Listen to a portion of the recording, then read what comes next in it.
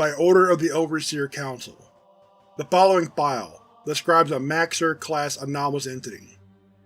This information is protected by Level 5 classification. Dissemination of Maxer-class information is strictly forbidden, and poses an imminent threat to the SCP Foundation and its interest. Individuals accessing this file must provide Level 5 security credentials, and be inoculated against AZ-109 memetic hazards. Failure to do so will result in immediate Carrier Omega memetic termination upon accessing this file.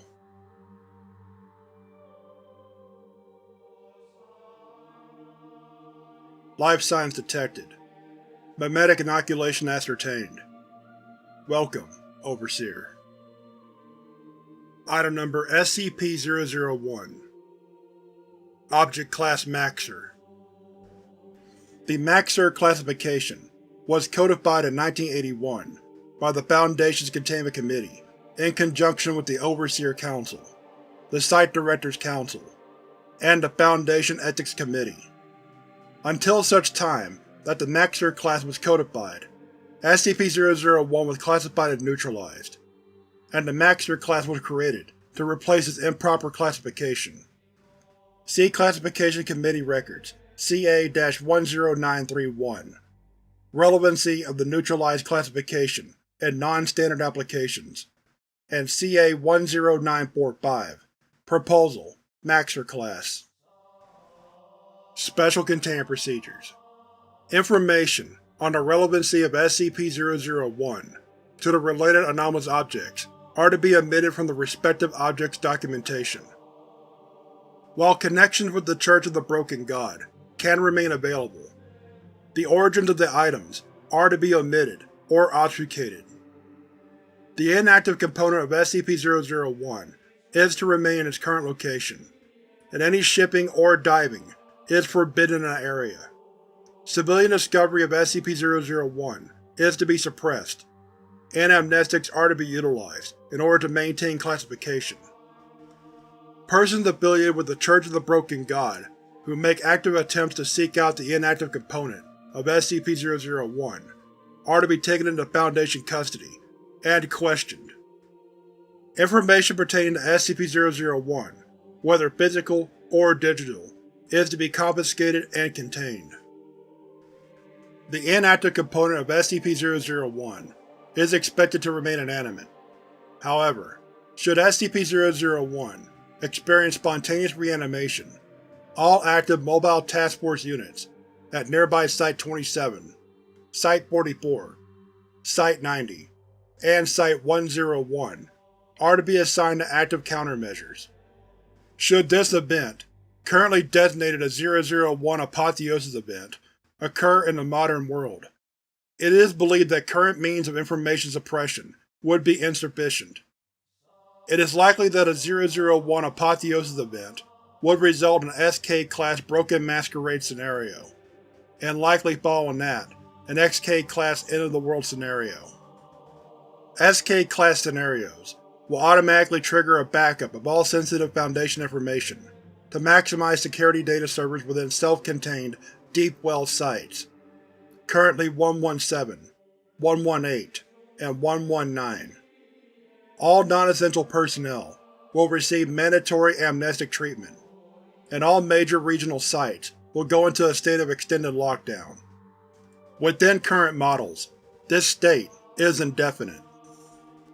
Description: SCP-001 is a collection of anomalous items, formerly a single, massive mechanical entity assembled by members of the Church of the Broken God in late 1942, near La Paz, Mexico. Items include SCP-217, SCP-1139, SCP-882, and several internal components of SCP-629. This was discovered after the containment of SCP-629 via collaboration with Broken Church contacts. It is unknown how these components were initially collected by Dr. Wondertainment without knowledge of the Foundation or its liaisons within the Church of the Broken God, and SCP-629 itself is unaware of its legitimate connection with the Church. A full list is available here. Members of the Church combined various anomalous objects in an effort to restore their deity.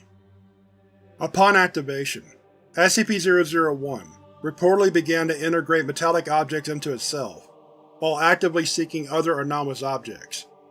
SCP-001 and the resulting 001 Apotheosis event that took place as a result of its assembly was the cause of significant environmental changes in western Mexico, and required one of the most widespread use of amnestics to date.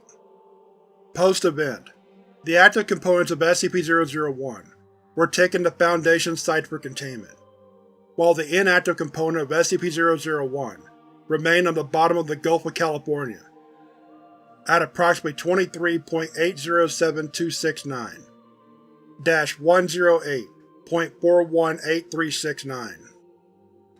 Addendum 001.01 Collected information describing SCP-001.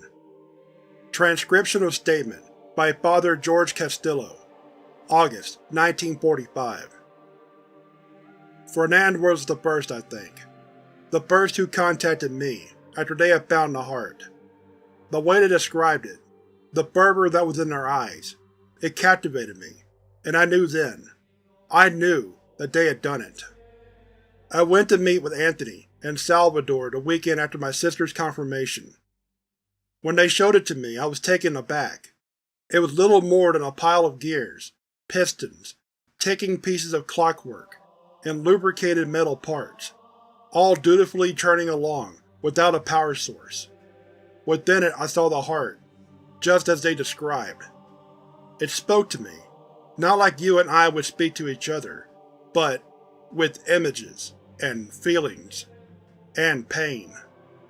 It was in so much pain, like the spark that had given it life had made it realize what it was, or what it wasn't, and it desired only to be whole again. Desire is a strong word, perhaps. Not desire, more than it was impulse. Something within the creature drove it forward, towards some unthinking, unfaltering end. The creature they presented to me was not like the other artifacts I had found and blessed. This one was different. There was something wrong with it, and I did not know until later what they had done. I begged Salvador to take it back to that beach and undo it, that it was not right, but they would hear nothing of it. It started moving before I left, shaking enough from side to side that it could achieve locomotion. It hobbled over a wrench, and the wrench became a part of its body. They said to me, "Our God is unbroken." I never saw them again. Excerpt from an interview with Francis Bollinger in 1946. It didn't use words, or any kind of language. It would make metallic sounds, but at the same time, images and concepts would come to mind when we were around it. Have you ever felt when you had a thought or idea, and it's all there, born whole in your mind? You still had to think the words for it, despite knowing the sentiment before you finished the sentence? It was like that, but from an alien mind. Truly the words of the divine. Excerpt from an interview in 2007 with Trixie Silva, agent of the Unusual Incidents Unit. There were a few wolves. Wait, you know what those are, right? They're like hunters. They work for the Horizon Initiative. They confronted us near a church in Santa Margarita, wanting us to turn in the stuff that we had collected for the Church of the Broken God, like the Abrahamic stuff we handed over. We deliberated on whether we should give it to them. Our stance with the HI has been a bit shaky, more so in recent memory. While we have been on good terms with the local broken churchgoers, the wolves were are more aggressive. We looked over what we had, and while we did, this woman walked up. I don't know where she came from. She dressed like a hippie, thin, iron chains for hair, but she seemed distant the whole time. The look in her eyes, her abnormal smile, like she was hardly there. She looked at what we had, and said she only wanted this. I don't know actually what it was. A metal box. It whirred and clicked, and put out this little beam of light on one end when I picked it up. Felt lighter than I would have thought. I asked why this was important to her, and she said it'd be easier to show me than tell. She closed her eyes and bowed her head. She didn't move or speak after that, so I closed my eyes as well. She brought her forehead to mine, but kinda offset. We stood like that for a second. Foi muito estranho. Before she suddenly moved her chin down, made me jerk down slightly. The world dropped beneath me and I fell. Something clicked in my mind. An image of two gears, formerly meshed together, now broken away. I felt the teeth of my spine arch out as I bent over. One step and I clicked along on the multi-dimensional cog that was the planet. It spun around the furnace of the sun, tethered to it by the chain that was gravity, and we hurtled together through an oily cosmos with all the power of an infinitely unwinding spring. Sorry, it was an experience. No, it was not a religious experience, but yeah. She told me to pick the box back up, and it felt a lot heavier than before. I couldn't tell if it actually had more weight, or if it felt more significant. I gave it to her and wouldn't hear anything otherwise from the wolves, or my teammates, or my superior. Addendum 001.02 Interview with excommunicated Church of the Broken God priest, Father Dolores Randall, June 1945. Extraneous dialogue removed. Williams: Alright, you mentioned the heart earlier. Were you there when they found it? Randall: No, not at all. I was out of the country at the time, working with a new mission in Panama. I only heard about Ezekiel after the fact. Who was Ezekiel? One of Bumaro's agents. Before he was made leader of the church, Robert would keep a number of them around. These individuals who were in tune with God and could feel its presence, speak to it. Ezekiel had discovered an artifact of some value, and Bumaro took him on afterwards. These agents were the first to experiment with the augmentations as well. As you can imagine, many of them died. But not Ezekiel. No, he was very close to Bumaro, and I don't know if he would have risked Ezekiel's well-being. It doesn't matter. Ezekiel didn't need augmentations to speak to the god. He was just capable. So what does Ezekiel have to do with the heart? You heard Avery tell you that they had a stockpile of artifacts, right? Anything that one of these agents touched, if they felt something, they would have had it shipped to La Paz with the rest of it. Most of it was worthless, but every now and then, they would find something legitimate. The Purifier. The One. Whatever you call it. One of the agents discovered that near Nepal. They had tendons and ligaments and everything else, but they were all just parts. They would move on their own, but they didn't do anything together. How do you mean? The text referred to the god of reassembling itself, once the pieces are brought before its heart. All you need to do is feed a heart a limb, and the god will have a limb. But they couldn't find a heart. They were a couple of agents who had claimed to have found one, but they were all the same useless piece of machinery as the rest. Where does Ezekiel figure into this? Ezekiel was the one who told Bumaro that, if they could not find a heart, maybe they could build one of their own. This, at the time, blew directly in the face of the church doctrine. The leadership, if they had known, would have excommunicated him. But it was quickly becoming clear that the project couldn't last through to the summer. I was sent in with my mission to resupply them, after Ezekiel had left, and their supplies were nearly exhausted. Our records indicate that the heart was something they discovered. Is that not true? Of course it isn't true. You can't preach to a congregation about God giving parts to himself to you, and then turn around and tell them that the most essential part is something you conjured up out of nothing. Worse than nothing, though. The details of what they did to create that heart and make it live were never revealed to me, but you can draw conclusions from evidence. There was a drought that year, and the polio crisis hit an all-time high. Thousands died. all of natural causes. A freak event, never accurately recorded because of the attention on the war. Dios mío, but who can say? You think the two are related? I think the timing is too coincidental, and knowing what I know about what that thing became, I think the answer is clear.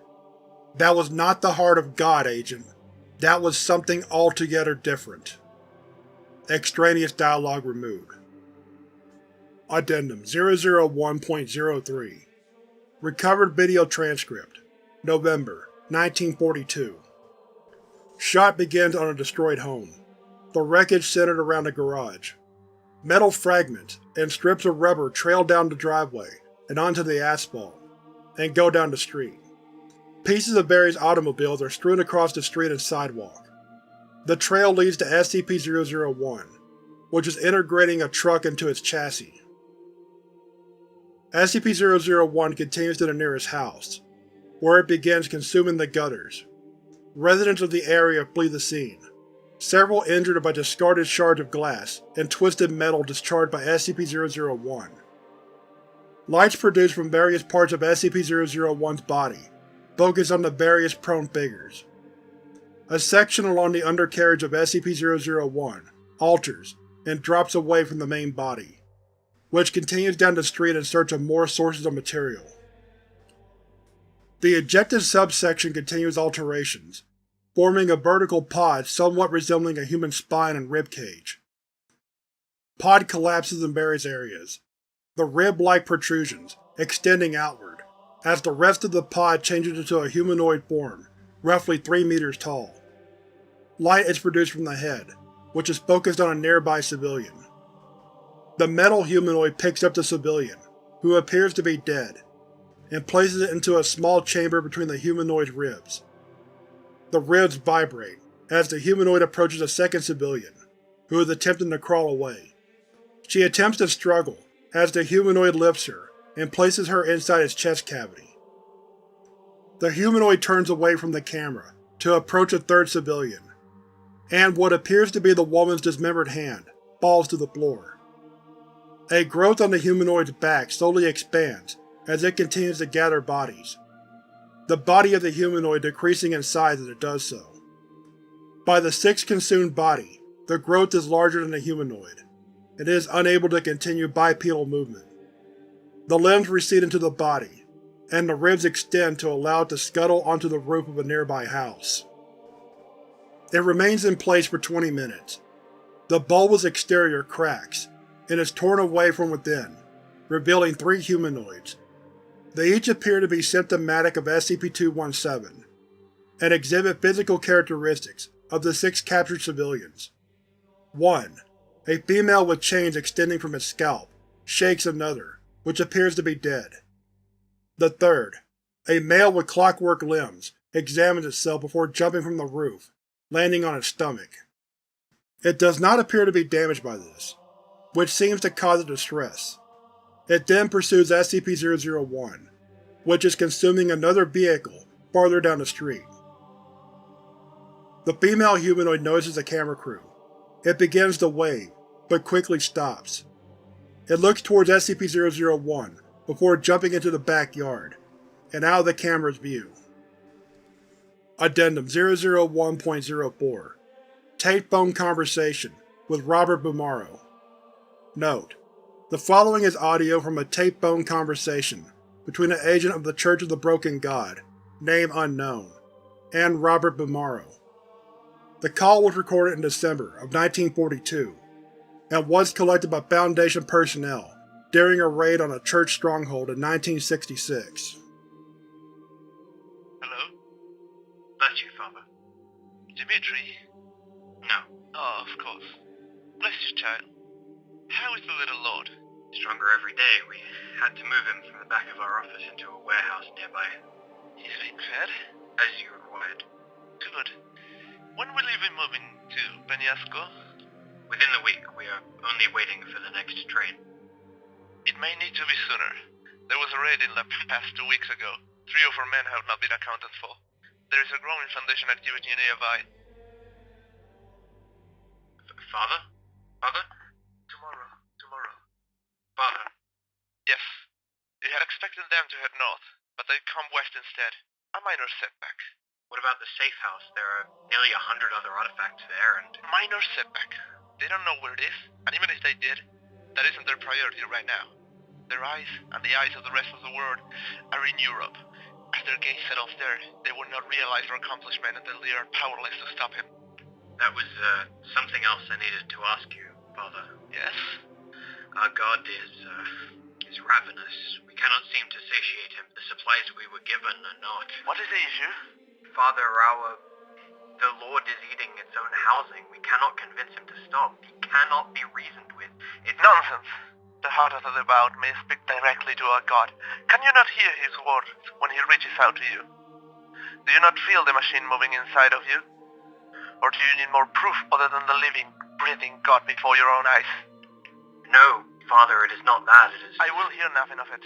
For years we have prayed and asked for our God to be unbroken before us, and now he has presented himself. We know that the divine will speak to the heart of the devout.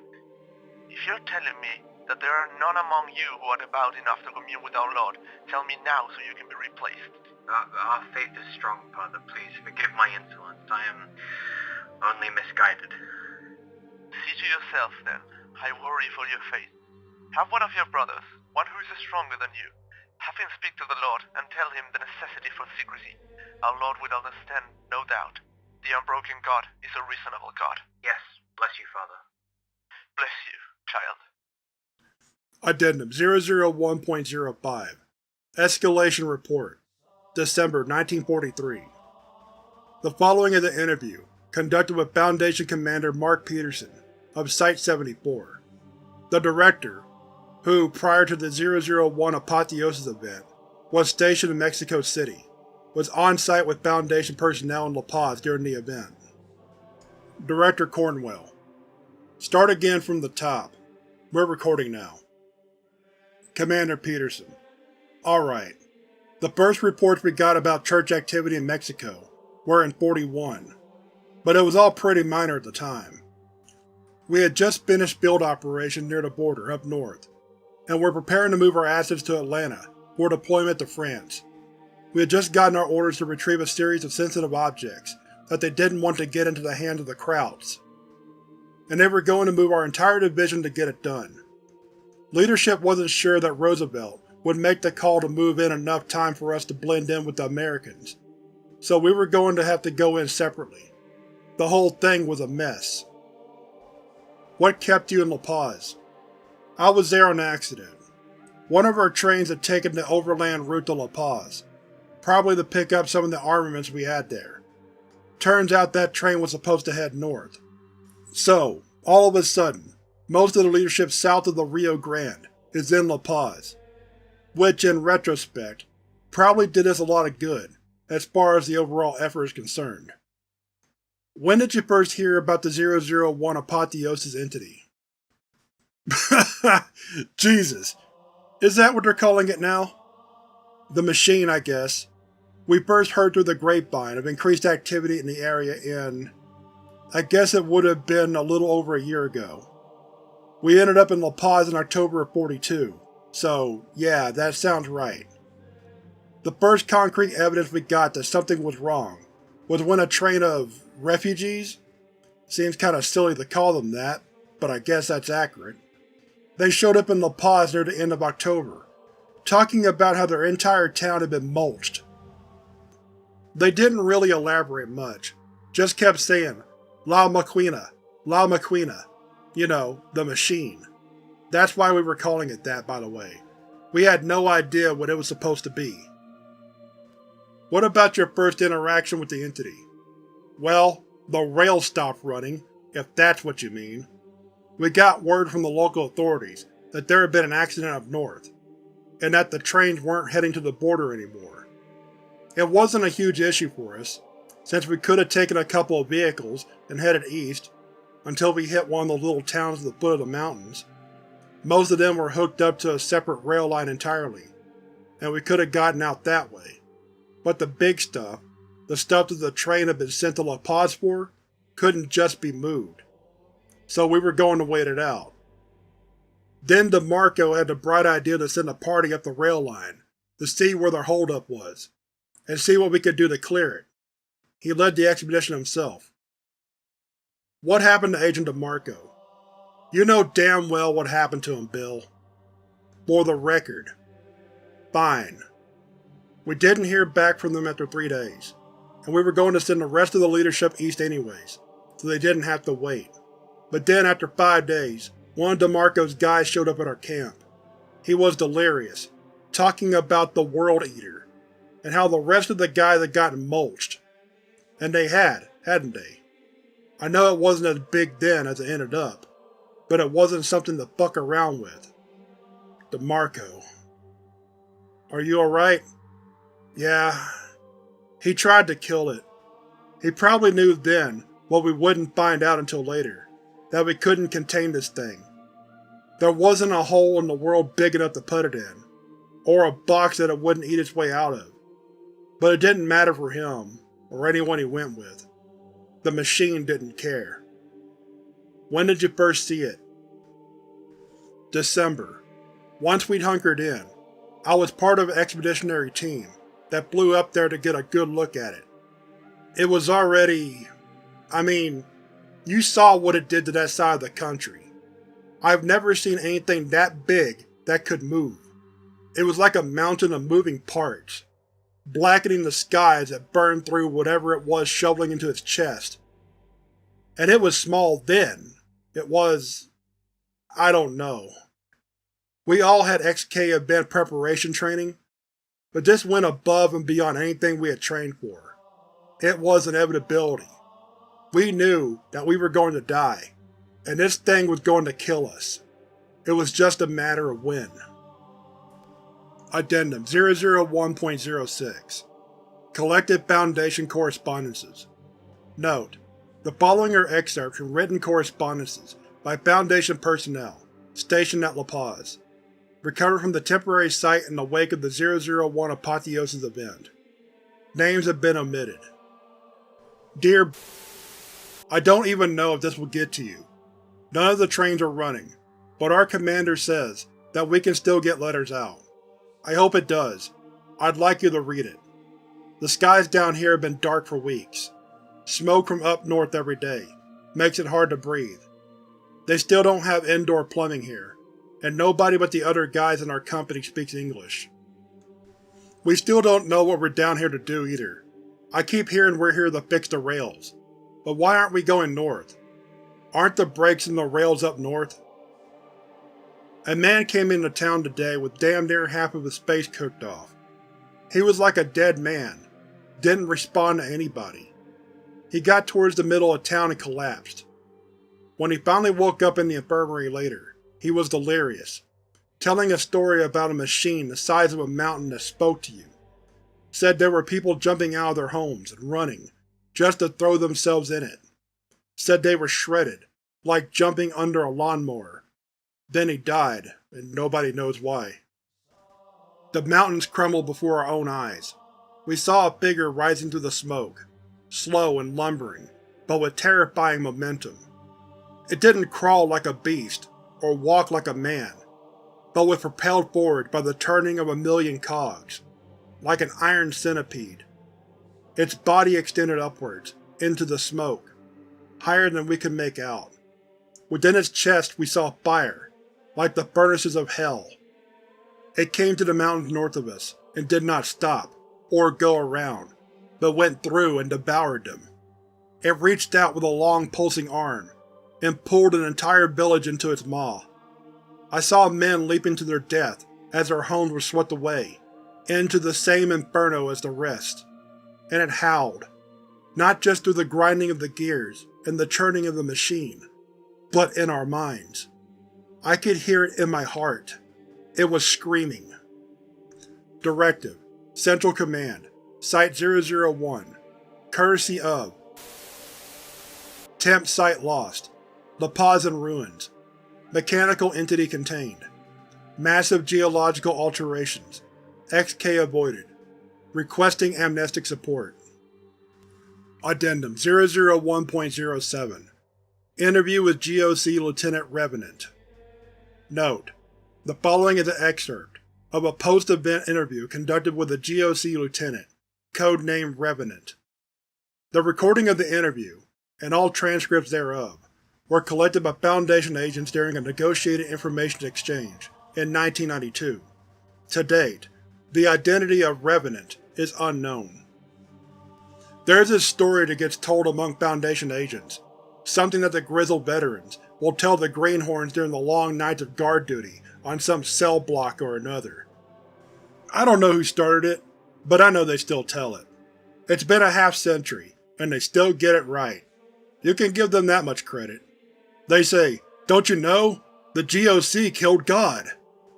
But the Greenhorns will say, "No, that's not true. God is in a cell at Site whatever. The GOC didn't kill God." And they're talking about that type Green that got locked up somewhere, the one who thinks he's the Christian God. Then the vets will smile and shake their heads, and won't say anything, because they all know. They know that in 1943, in the midst of the apocalypse, the Foundation could do nothing but watch the end, while the Allied Occult Initiative, a poorly funded, undermanned, inadequate predecessor to the Coalition, saved the world. The metaphorical gun was found on an island, off the coast of Greece. I can't even remember what it looked like. All I get is some sort of fuzzy recollection the amnestics leave you with, but I distinctly recall it wasn't as heavy as you'd think. Why the amnestics? I was with the detachment, deployed to the area, and apparently one of the pieces had some mind-altering effect to it. I have a vague sense of feeling something wrong, so I'll take their word for it. I don't remember what it looked like. I can't recall how it destroyed that much land. Hell, I barely remember when it happened, and the only reason I know where is all the before and after maps. But I can still feel it, in my gut, that wasn't how things were meant to be. We stood before what looked to be an angry and vengeful god, and all it did was beg us to kill it. We were all too happy to oblige. Addendum 001.08 Recovered video transcript. Note: the following is a transcript of recovered video footage, roughly 30 seconds in duration. The transcript of the clip was authored shortly after its recovery, though the video has since degraded and is no longer legible. The footage's audio is in acceptable condition. It is available for access below. Recovered audio. Warning: the following audio snippet is at a high volume.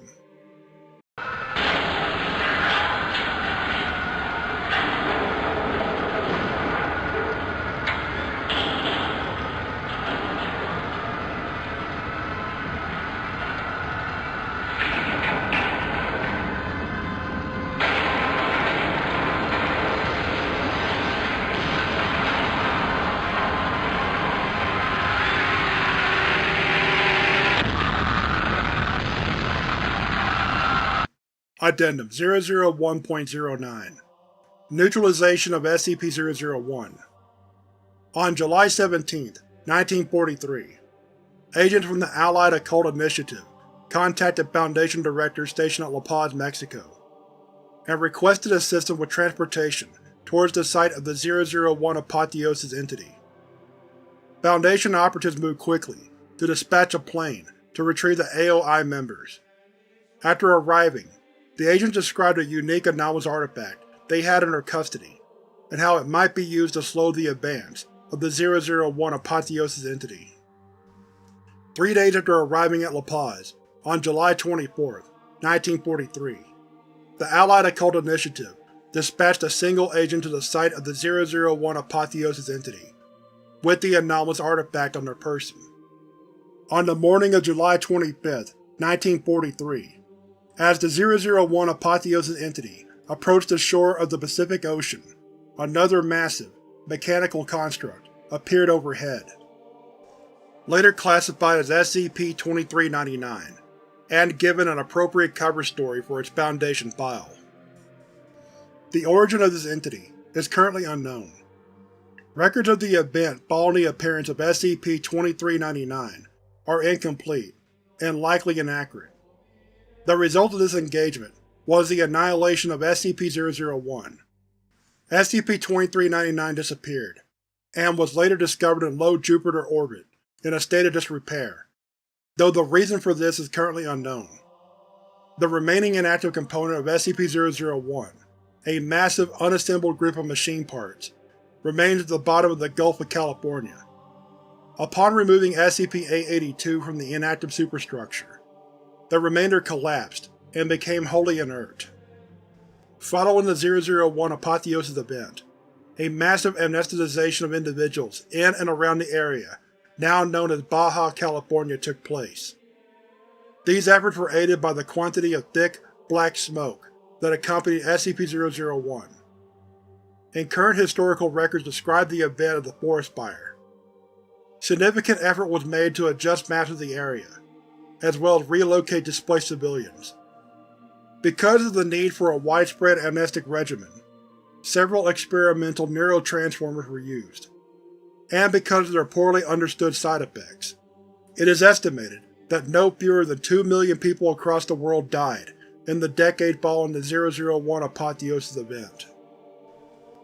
Specifically the U-Class, the UN Class, and the UO Class amnestics, all of which have been discontinued. Addendum 001.10 Collected Allied Occult Initiative Documentation. Note: the following document was given to Foundation personnel by POI-004D/001. See Addendum 001.12. It is currently unknown how the document came into POI-004D/001's possession. From the Office of the Authority General of the Allied Occult Initiative. Priority: Tango 11. Attention: General Darius. Artifact Collection Report. Authored: Lieutenant Van Pelt. CO: Colonel Bagram. Report length: 57 pages. Summary of Report. On December 30th, 1942, a rogue humanoid entity, anomalous in nature, was sighted by a patrol near a small island off the coast of Greece. This entity, who claimed no name and did not communicate readily in the English tongue, was carrying a small cubic artifact no larger than a baseball. The entity appeared to be feminine, and had a number of steel chains extending from its scalp. Entity was originally willing to give up possession of artifact, classified AR-213, but became hostile shortly thereafter, and began speaking. Entity made threats on the lives of the squad, and subdued 2 officers before being incapacitated by Sergeant Dixon. Entity made reference to the west of the Mexican country, demanding to be freed so that the artifact could be taken there. Further research has uncovered increased SCP Foundation activity in that area, as well as some minor geological disturbances. On the orders of Colonel Bagram, 2nd Platoon was ordered to ship to the site of the disturbances with the entity, classified EN-340, in tow. After boarding the ship bound for America, EN-340 became passive, albeit obviously uncomfortable and disturbed. Recommending further psychological evaluation of EN-340 upon return prior to termination. Once analysis of AR-213 is completed, artifact will be shipped to Zurich for incineration. Report is attached for your consideration. Lieutenant R. Van Pelt, 2nd Platoon, Allied Occult Initiative Peacekeepers.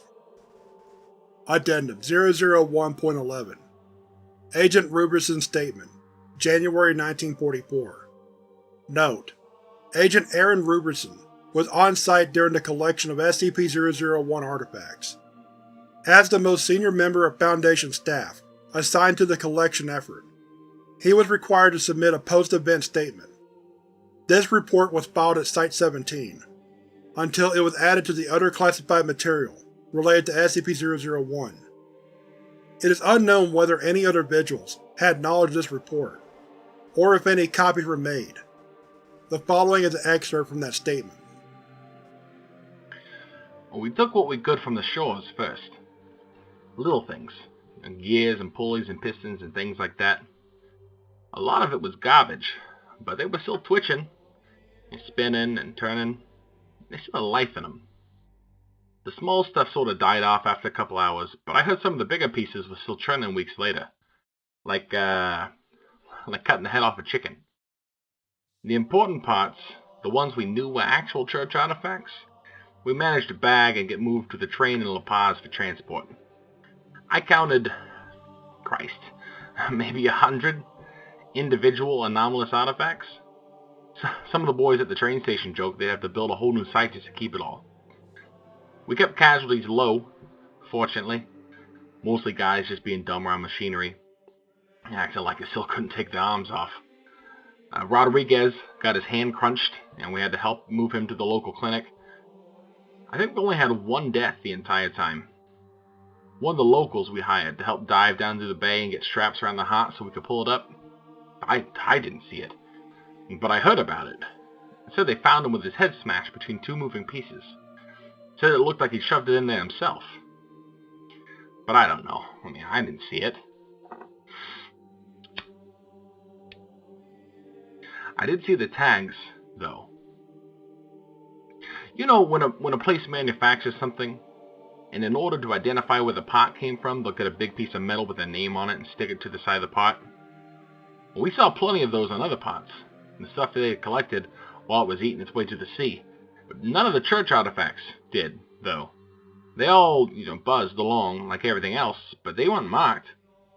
You could feel something when standing next to them, like serenity. The whole project felt like that.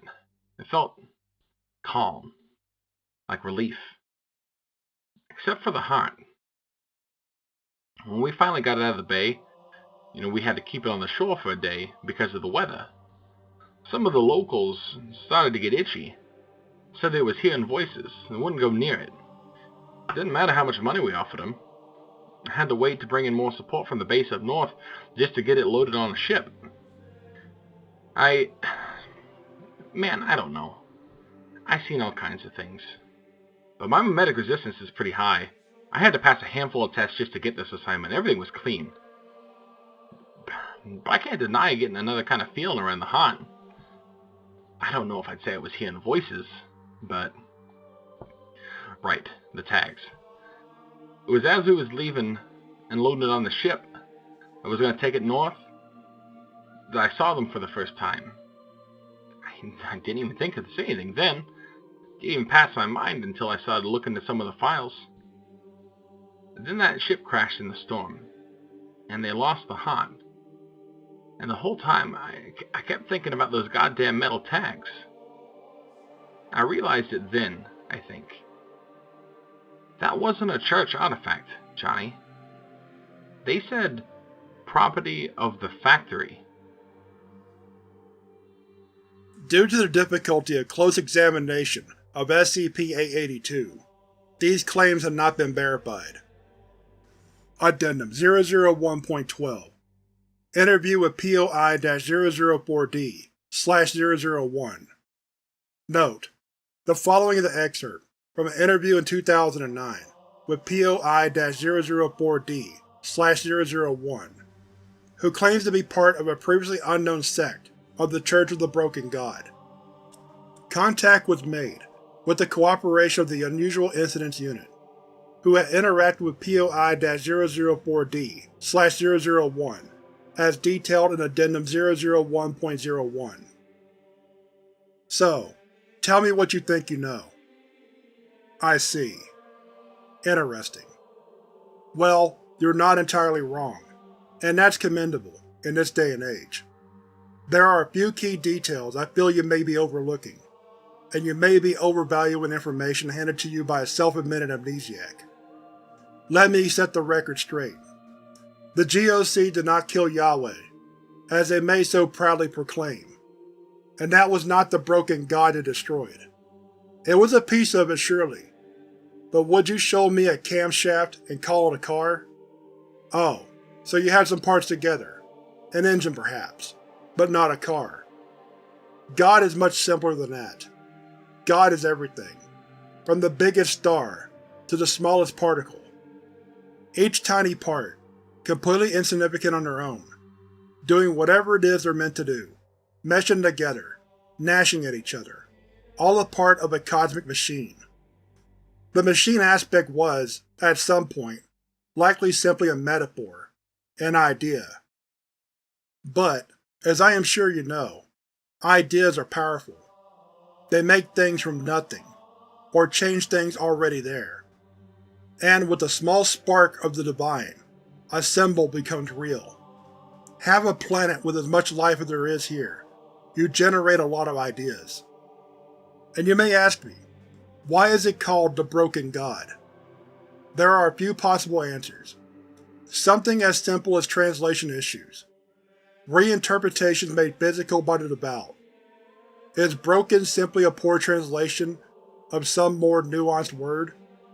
Was God a being that broke in the Big Bang? If so, why did it break? And what will happen if it's repaired? I can answer none of the questions save the last, but you already know the answer. Whatever God once was doesn't matter, ultimately. What matters to you is that it must remain as it is, broken. God knows that. The more powerful parts, the mechanical components, the more conventional sects may label as holy. They know they are not meant to be one solid thing. And even when forced together, a foreign force driving them, they know what they really are. Bits of the monster will work to destroy itself, deploy smaller entities to do the job. The GOC didn't kill it. They took the gun from its own hand and claimed credit when they pulled the trigger. The problem is that humans are too small a part of God to remember. Remember what it was like before. And so those like Bumaro will invent new ways to push us towards a singularity. Because that's what will happen. Did you see the underside of the destroyer?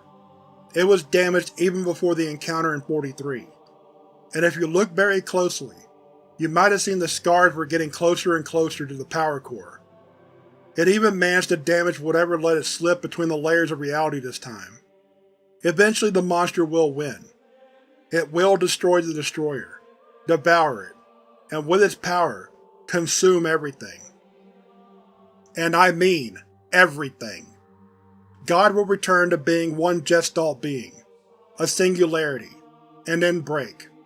Only this time, it may have some outside force within it. The rust of the factory. The blood of a Daevite king. The fittest. Wondertainment. Some random person on the street with enough spark in them to be a reality bender. They will have a hand in remaking the universe, and close the secondary loop of all this. No, that doesn't concern me. It's an eventuality. It's meant to happen. Who's to say it hasn't already happened, and your people were the winner? Maybe humanity itself was the winner. But that doesn't mean I'd be against putting it off, allowing the primary loop to continue. Yes, it's possible. I know you couldn't damage the monster last time, and that the destroyer may not be able to repair itself by the time it is needed. But who's to say you can't aid it, or mimic those who will seek to rebuild God, and acquire outside help? Working together, nothing is impossible. Apart we are broken, but united, we are God.